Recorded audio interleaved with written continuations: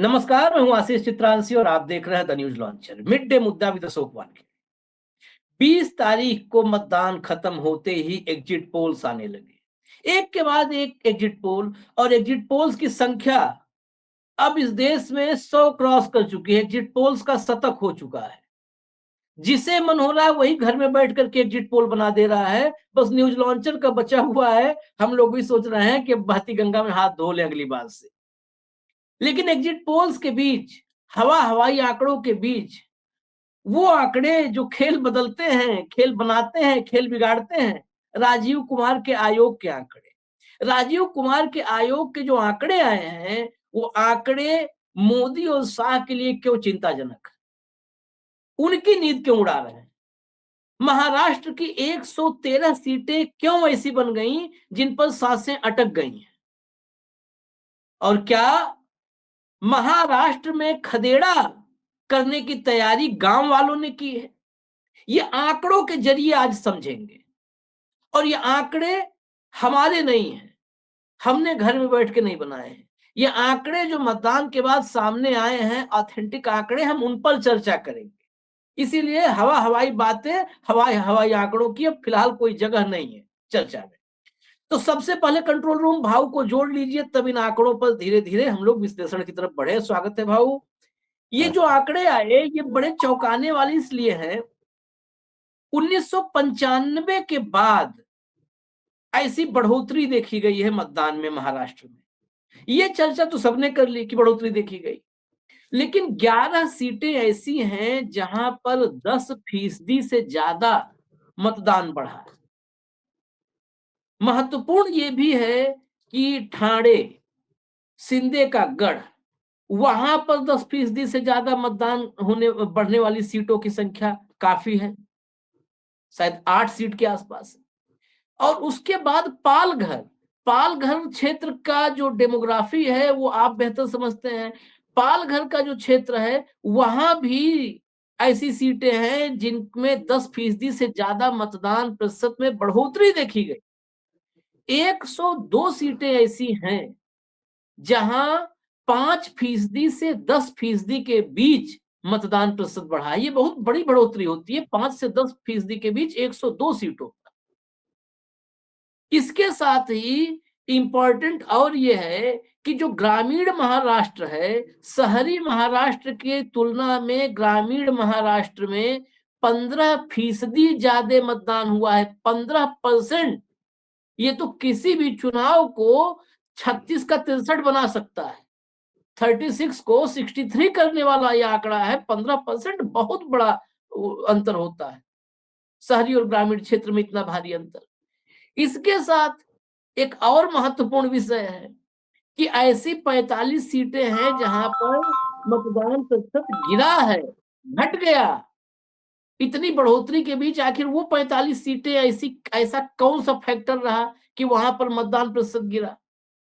ये समझना होगा। उन सीटों पर किसका कब्जा पिछली बार था, किसके लिए वो खतरे के का जो है घंटी बजा रहा है, ये सब समझना होगा। अब सीधा अब आप ही के पास चलते हैं। मैं तो जो आंकड़े थे वो बता दिया, बाकी महाराष्ट्र की जमीन पर क्या हुआ है ये आपसे ही समझेंगे।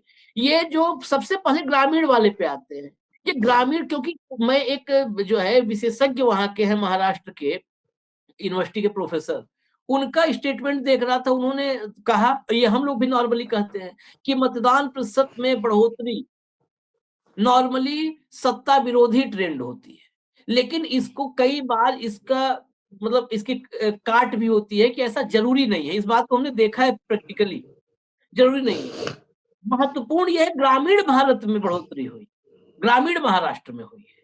उनका एक सवाल था कि ये बढ़ा किस वर्ग का मतदान बढ़ा है, ये सबसे महत्वपूर्ण होगा। अब ये आपके जरिए समझेंगे कि अल्पसंख्यक का बढ़ा है, ओबीसी का बढ़ा है, किसका बढ़ा है, ये क्या देखिए, है इस ट्रेंड का ग्रामीण संकेत? क्षेत्र में जो मतदान हम्म, बढ़ा, वो हम्म, हो सकता है कि सत्ता परिवर्तन के लिए हो सकता है, मैं कह रहा हूँ। इसलिए हम्म, कि हम्म, ग्रामीण क्षेत्र में बहुत ज़बरदस्त जो लोगों के मन में क्रोध था, हम्म, वो था अ, किसानों का प्रॉब्लम। हम्म, हम्म, खासकर सोयाबीन और कपास, हम्म, इसका रेट ही किसानों को मार डाल रहा था।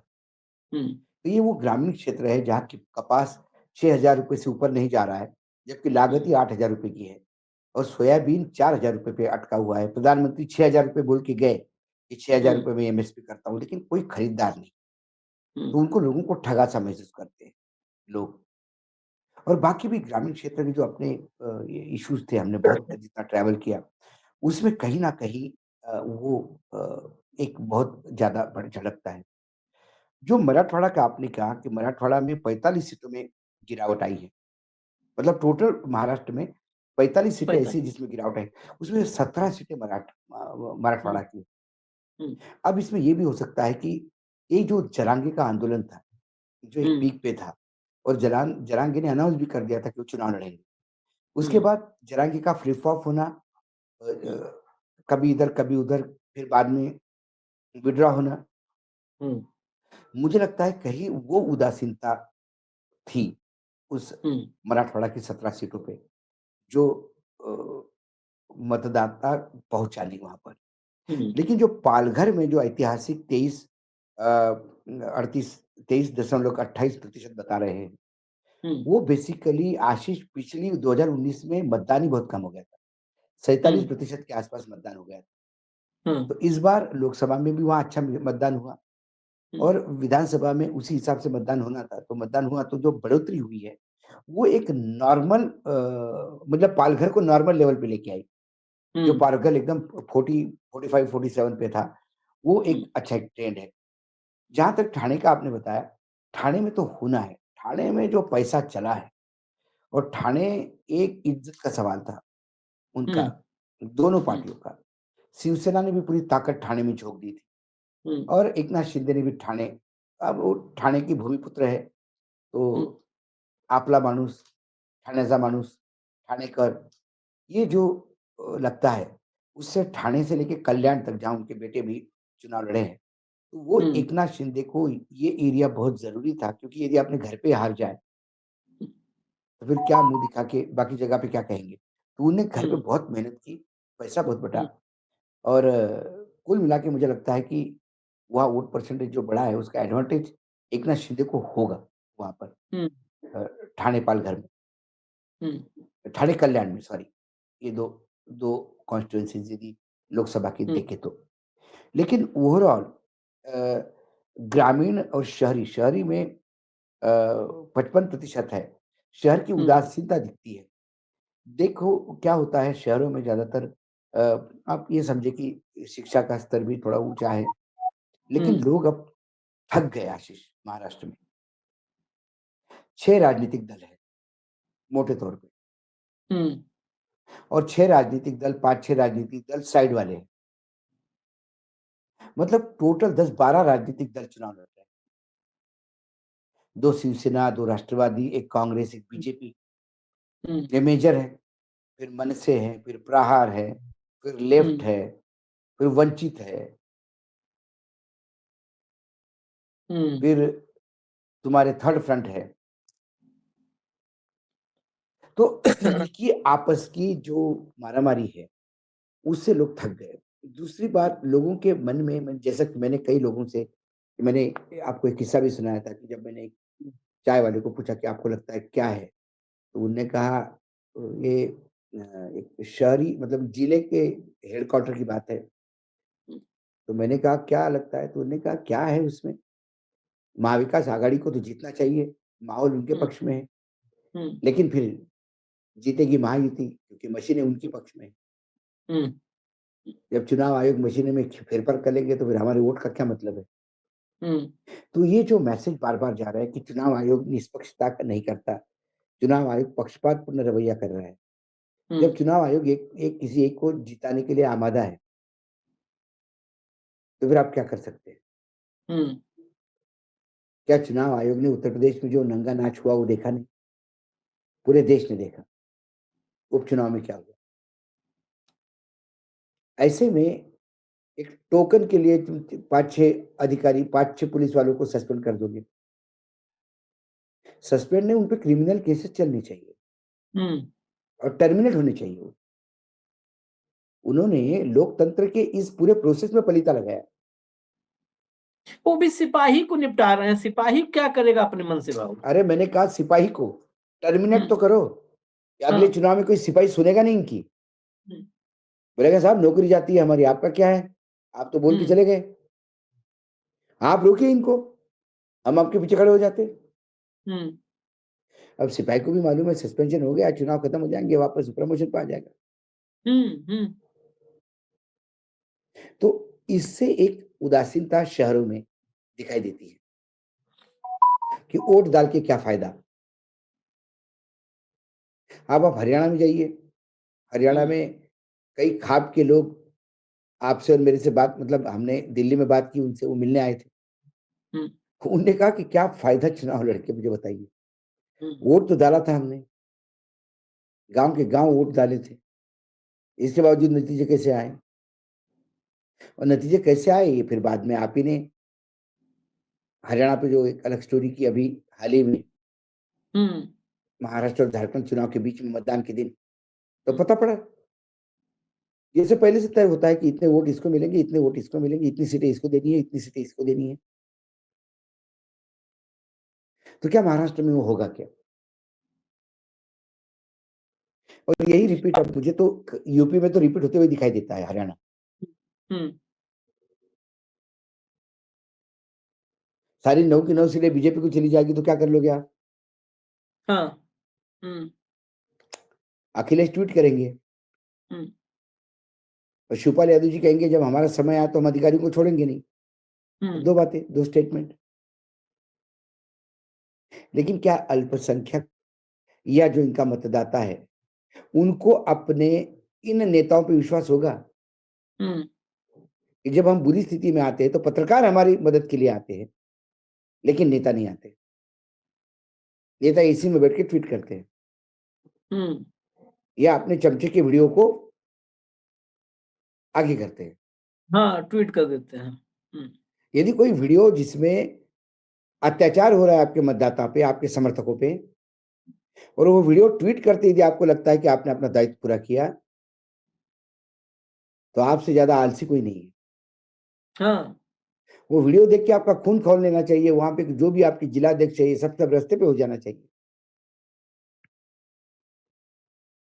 जैसा मैं बार-बार मैंने अब सुबह भी किसी प्रोग्राम में बात कर रहा था, तभी मैंने कहा नागपुर देखिए, नागपुर सेंट्रल संघ के हुँ, हेडक्वार्टर है वहाँ पे। वहाँ पे एक बूथ पे गड़बड़ी हो रही थी, पूरे विपक्ष धावा बोल दिया, हंगामा हो गया।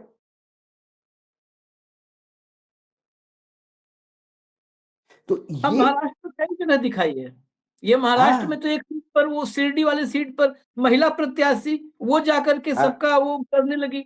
वहाँ पर बस यूपी में तो पत्रकार वो एक पत्रकार तो न्यूज़ 24 का था, उस पत्रकार को तो सैल्यूट बनता है। ऐसे पत्रकार अगर सारे हो जाएँ, तो ख़ैर अखिलेश यादव घर में बैठ के ट्वीट करे तो भी काम चल जाए। लेकिन वो इकलौता पत्रकार था जो बेचारा जूझता रहा, दिन भर उसको अपमानित भी किया पुलिस वालों ने। लेकिन अब थोड़ा इससे आगे बढ़ते हैं और एक बहुत बड़ी खबर अब इसी इसी शो में हम चर्चा कर ले रहे हैं।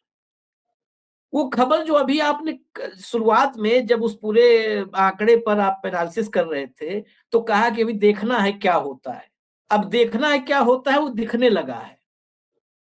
अब इसको कैसे उद्धव ठाकरे देखते हैं, कैसे शरद पवार देखते हैं, कैसे राहुल गांधी देखते हैं और कैसे 23 तारीख को अड़ते हैं और लड़ते हैं, ये देखना है।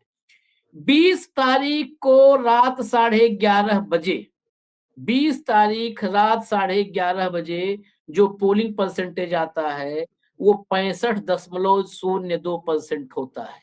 ये अभी जो आया है मैं ये इसलिए ब्रेकिंग बता रहा हूँ कि अभी ये मेरे सामने खबर आई। 20 तारीख रात 11:30 बजे 65.02% मतदान। ये राजीव कुमार के आयोग का आंकड़ा बता रहा हूँ, ये हमारे आंकड़े नहीं है। 21 तारीख को मॉर्निंग 21 की सुबह 21/11/2024 66.05% यानी 1.03% बढ़ा। 21/11/2024 की मॉर्निंग। मैं एक सवाल के साथ बाकी तो इस आंकड़े 2.7% का विश्लेषण बहुत जरूरी है करना, लेकिन कुछ आंकड़े मैं रख दूं भाऊ। एक तो जम्मू कश्मीर का चुनाव हुआ था। जम्मू कश्मीर के चुनाव में इस तरफ किसी ने ध्यान नहीं दिया, और पॉलिटिकल पार्टीज, इसके ज्ञानी प्रवक्ता क्या करते हैं, इनके तो कुछ कहने नहीं। वहां पहला राउंड जो हुआ, 3 चरण में मतदान हुआ जम्मू कश्मीर में। फर्स्ट राउंड में जो पोलिंग परसेंटेज आया था मतदान के बाद, और जो फाइनल आया, मात्र 0.04% की बढ़ोतरी हुई थी। 0.04, यानी कोई बढ़ोतरी नहीं हुई कहा जा सकता है। सेकेंड राउंड के बाद जो बढ़ोतरी हुई थी वो 0.24 हुई थी, यानी नहीं के बराबर हुई थी। आधा परसेंट भी नहीं हुई, चौथाई परसेंट, चवन्नी भी नहीं हुई, 54 कम रह गई। और तीसरे राउंड के बाद 0.28%, 27-28% के करीब बढ़ोतरी हुई, यानी चवन्नी की बढ़ोतरी तक पहुंचे, चवन्नी की बढ़ोतरी। ये चवन्नी तो जयंत चौधरी ने फेमस ही कर दिया था कि मैं चवन्नी नहीं हूं कि पलट जाऊं। बाद में पता चला कि 20 पैसा थे, चवन्नी भी नहीं थे, 5 पैसा उसमें भी कम थे। तो ये ऐसी जम्मू कश्मीर में, इसलिए मैं जिक्र किया कि जम्मू कश्मीर में अगर मतदान की रात जो पोलिंग परसेंटेज आया, उसके 24 घंटे बाद अगर वहां 10% का भी अंतर आ जाता, तो एक बार वहां पर लॉजिक था, क्योंकि वहां पर घाटी में दुरूह इलाके हैं, दुर्गम इलाके हैं, आतंकवाद से प्रभावित है, खतरे हैं, जंगल है, नदियां हैं, पहाड़ हैं, सब कुछ है। वहां पर नहीं बढ़ा। यहां जहां महाराष्ट्र में वो कौन सा बना दिया है एक्सप्रेसवे कि यहां पे खड़े हो और एकाएक मुंबई पहुंच जाओ, समृद्धि। जहां पर समृद्धि एक्सप्रेसवे नहीं, है, देखो वहां पर आशीष, फर्क प्रोसेस आता तो है। ये है, हाँ, प्रोसेस तो ये है कि एक आंकड़ा 6 बजे आता है। हाँ। 6 बजे आंकड़ा वो आता है जो 5 बजे का काउंटिंग का आंकड़ा होता है। हम्म, हम्म, उसके बाद जो आखिरी व्यक्ति होता है लाइन में, जब वो वोटिंग कर हम्म, देता है, उसके बाद मशीन स्टॉप होती है। वो हम्म, मशीन को स्टॉप करते हैं, हम्म, और मशीन को स्टॉप करने के बाद टोटल वोट देखते हैं कितने गिरे, हम्म, और वो फॉर्म 17C पे, C17 पे चढ़ता हम्म, है। हम्म, ठीक है, हम्म, वो फाइनल आंकड़ा होता है। हम्म, अब वो सारा इकट्ठा होके कंपटीशन करते, सब करते, रात को हम्म, 11 बजे तक फाइनल आंकड़ा आ हम्म, जाता है। हाँ, तो वो जो 11:30 का आंकड़ा था, 62.00, वो हाँ, आंकड़ा 65, फाइनल है। हाँ, हाँ,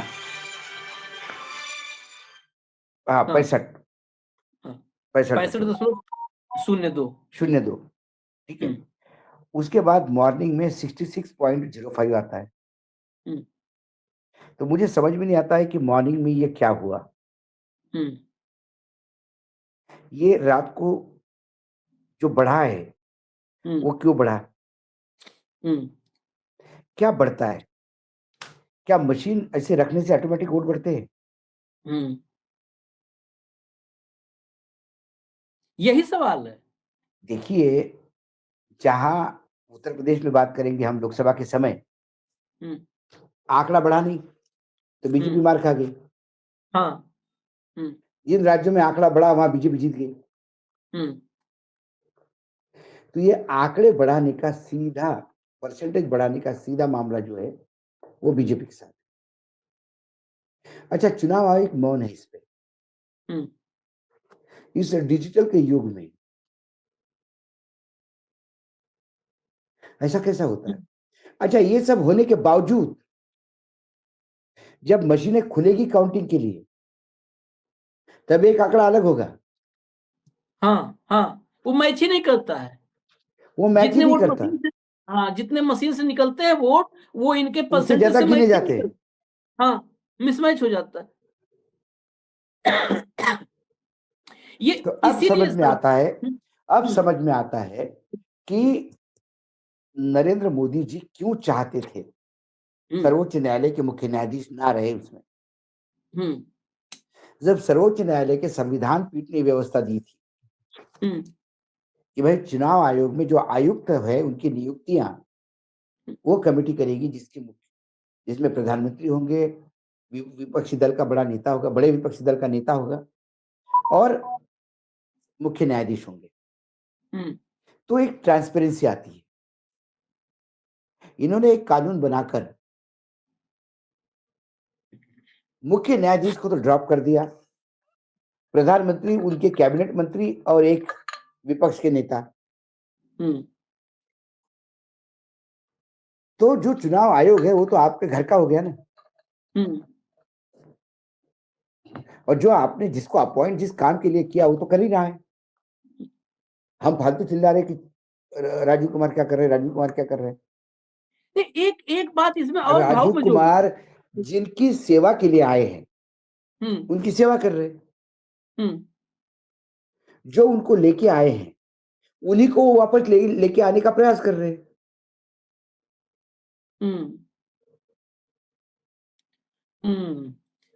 खैर, एक एक चीज इसमें बड़ा इंपॉर्टेंट, मैं बड़ा मतलब दर्शकों को पता नहीं अवेयर होंगे नहीं होंगे, खैर कोई बात नहीं, अपना तो हम काम करते रहेंगे अपनी जितनी भी। और पहले ही बता दूं, इतना टेक्निकल आदमी हम नहीं है। हम टेक्निकल के लिए गर्ग साहब को जोड़ते हैं, राव साहब को जोड़ते हैं, इन लोगों को जोड़ते हैं। हम तो छोटी बुद्धि और मोटी बुद्धि जो है हमारे पास उससे बोल रहे हैं कि भाव ये इतना परसेंटेज बढ़ने पर मेरे मन में क्या आता है सवाल। वो पहले थूक से नोट गिनते थे हम लोग, तो कोई 1 लाख रुपया दे दिया 100 नोट में, तो 1 लाख गिनने में 3-4 बार में होता था कि नोट चिपकी रह गई, वो या थूक कम पड़ गया, कई बार होता है थूक कम पड़ गया, तो जो है 5 नोट कम हो गई। पता चला 1 लाख गिने और 99,600 आ रहा है, सामने वाला का दोबारा गिनो 100 नोट है या 500 के में। तो अब तो ऐसा तो है नहीं कि इनको पोलिंग परसेंटेज के लिए थूक लगा करके वोट गिन रहे हैं। हम नोट गिनने में गड़बड़ कर सकते हैं थूक लगा के, ये वोट तो थूक से गिन नहीं रहे हैं। यहाँ पर तो कैलकुलेटर वाला मेथड है कि मशीन में जब पोलिंग खत्म हो जाती है तो एक बटन दबाते हैं और खट से उस पर बता देता है कैलकुलेटर टाइप कि यहाँ पर 394 वोट पड़े हैं। अब ये मतलब हम कहे छोटी और मोटी बुद्धि में सोच रहा, अब 394 पड़े हैं पूरे प्रदेश भर का, यही आंकड़ा तो कैलकुलेटर पर फिर कि इस बूथ पर इस मशीन 394, इसमें 696, इसमें एक 1100। बूथ पर टोटल परसेंटेज निकालने में 15 मिनट लगते हैं। नहीं, एक चीज और मैं कहूंगा, एक चीज भाव कि आज की तारीख में जो ये सिस्टम मुझे समझ में आ रहा है, इसमें number of polled votes in state ये बताना आसान है, क्योंकि ये आंकड़ा पहले आएगा, पहले वोट आएगा तब परसेंटेज आएगा ना। यहाँ पर पहले मुर्गी आप और अंडा वाला तो है नहीं। नंबर ऑफ पहले वोट पोल्ड अपने कर दिए, हाँ मामला खत्म हो गया। वो हाँ, तो कोई आप और हम वो नंबर मिल गया तो परसेंटेज तो हम भी निकाल लेंगे। हम भी निकाल लेंगे, लेकिन भाई अब इतने आप मतदाता राजीव थे, कुमार। इतने लोगों ने वोट दिया। लेकिन लेकिन भाऊ, ये राजीव कुमार का आयोग, यहाँ पर ये भी सवाल खड़ा हो रहा है ना, ये अब number of total polled votes ये बताते ही नहीं है, ये पोलिंग परसेंटेज बताते हैं। ये भी एक सवाल है बड़ा। ये कुल पोल्ड वोट नहीं बता रहे हैं, ये बार बार जो रेक्टिफाई कर रहे हैं, बार बार चेंज कर रहे हैं, ये परसेंटेज चेंज कर रहे हैं। एक बार आप बता दो कि इतने वोट पड़े हैं, वो नहीं बताते। ये इस पे कैसे, मैं इसीलिए सवाल है कि 2.7% बढ़ गया। वो बताएंगे तो वोट बढ़ा नहीं पाएंगे। हम्म। मशीनों के साथ हाँ खेल नहीं होगा, हाँ। सारा खेल उसका है। हम्म। और वो बेशरम होके बात करते हैं, वो सुनते थोड़ी किसी की। हम्म। राजीव कुमार किसकी सुनते हैं? आप उठाते रहिए, आप मूर्ख हो, पागल हो, राजनीतिक दल पागल है। जो आदमी चुनाव प्रचार खत्म होने के 5 घंटे पहले नोटिस देता हो, हम्म। हम्म। हम्म। हाँ मतलब पूरा चुनाव में जितना बोलना है बोल लो, जो बोलना है बोल लो। हाँ। आपने नोटिस दिया, दोनों अध्यक्ष क्या लिख के देंगे, नड्डा जी भी और खड़गे जी। आपकी नोटिस मिली, हमने सबको वार्निंग दी, अभी नहीं बोलेंगे। अरे हाँ। बोलोगे क्या? तब तक तो चुनाव प्रचार ही बंद हो गया। ये सिर्फ खाना पूर्ति करते, फॉर्मेलिटी।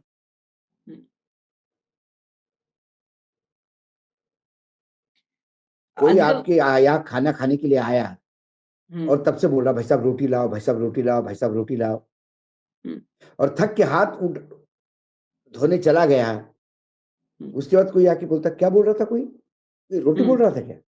हुँ, बोले, भाई साहब वो तो उठ के चले गए, छोड़ो आप। हुँ, अच्छा, अच्छा, नहीं हम दे रहे थे, ऐसी कोई बात नहीं। हुँ। गरम-गरम ला रहे थे जो फूली हुई रोटी। हाँ, बस, बस, बस। हुँ, हुँ। चलिए ये आंकड़े बड़े हैरान करने वाले हैं, ऐसे आंकड़े जो बदल रहे हैं। इन आंकड़ों पर सवाल फिर मेरा वही है कि इन आंकड़ों से कैसे लड़ेंगे, कैसे इन पर अड़ेंगे राहुल, उद्धव, शरद पवार? इन्हीं पर है सारा दारोमदार। लेकिन इस दौर में जब हम राजीव कुमार पर ये बात कर रहे हैं तो आखिर में मुझे 2 दिन से ट्रेंड कर रहा एक इंस्पेक्टर है उत्तर हुँ, प्रदेश में, एक थाने का एसएचओ, वो 2 दिन से हुँ, ट्रेंड कर रहा है। उसने मतलब ऐसा आतंक मचाया कि वैसा तो कभी हमने सोचे नहीं था। उसने सब तार-तार कर दिया, महिलाओं पे पिस्टल तान दिया, घर में घुस जाओ। तो उसके विजुअल्स के नीचे आईटी सेल वाले जो हिंदुत्व की रक्षा का संकल्प ले चुके हैं, वो बड़े एक्टिव दिखे। तो मैं देख रहा था तो बार-बार नीचे दिख रहा था कि योगी का एक ही सेनापति भारी पड़ा इस सब पे। बाघ जैसन कलेजा है इसका। वो किसी फ़िल्म में था बाघ जैसन कलेजा आजकल बड़ा फ़ेमस हो रहा है। तो कहा बाघ जैसन कलेजा है इसका। तो अब बाघ जैसन कलेजा अगर उसका था तो राजीव कुमार का कलेजा इसके लिए सोचना पड़ेगा कि कैसन है राजीव कुमार का कलेजा।